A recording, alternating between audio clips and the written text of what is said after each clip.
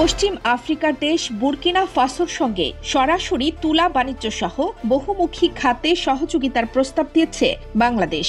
দেশটির president captain Ibrahim ট্রাউরের কাছে পরিচয়পত্র পেশ করতে গিয়ে এসব প্রস্তাব দেন বুর্কিনা ফাসোয় নিযুক্ত বাংলাদেশের অনাবাসিক রাষ্ট্রদূত মেজর জেনারেল আবুল হাসনাত মোহাম্মদ খায়রুল বাশার।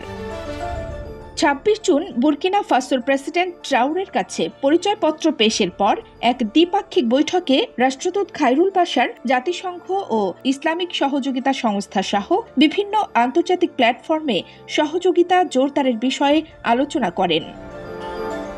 এ সময় তিনি টেক্সটাইল, কৃষি, শিক্ষা, স্বাস্থ্য এবং ক্ষুদ্র ঋণ খাতে ভবিষ্যৎ সম্ভাবনার কথা তুলে ধরেন। বিশেষ করে বাংলাদেশের বিশাল টেক্সটাইল শিল্পকে সহায়তা করতে বুর্কিনা ফাসোর সঙ্গে সরাসরি তুলা বাণিজ্য প্রতিষ্ঠার প্রস্তাব দেন রাষ্ট্রদূত, যা উভয় দেশের অর্থনীতির জন্য উপকারী হবে বলে উল্লেখ করেন তিনি।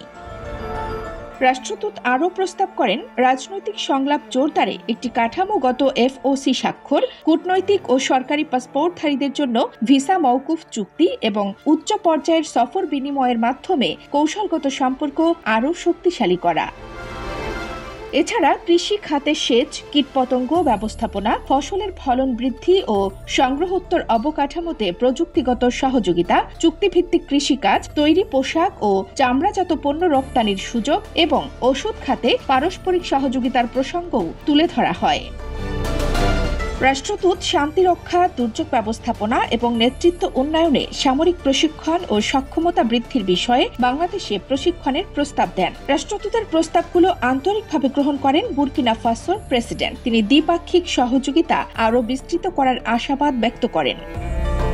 কানিস ফাতেমা, নিপা, খবর সংযোগ।